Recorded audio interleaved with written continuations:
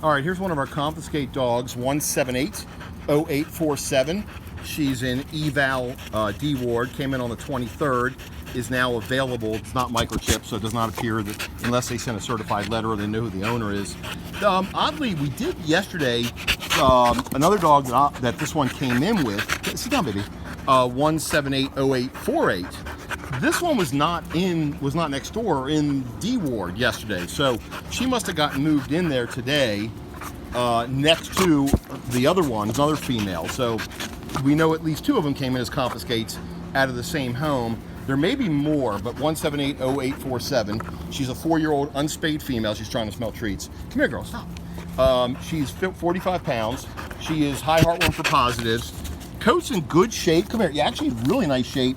It's pretty shiny. So, you know, with the confiscates, as I've talked about before, okay, girl, she is starved for affection, poor thing. What we talked about on confiscates before is that just because, you know, they're confiscate, there's lots of scenarios where a dog can come in here as a confiscate. Does not mean they were abused in any way.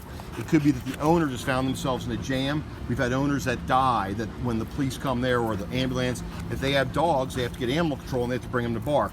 If the owner gets arrested or something happens where the dogs are left in an apartment or whatever, and someone calls, they find the dogs, they get confiscated, it does not mean they've been abused. We have seen plenty of confiscates that have been abused, but more times than not, they're in really good shape, like her and her sister, who just somehow have been unattached from their owner. And I don't know whether they know who the owner is, but they will make an attempt to send a certified letter, and if they don't respond within a certain number of days, then the reality is, good girl doing her pee-pee, she's got to be adopted or rescued. We don't want them staying here forever.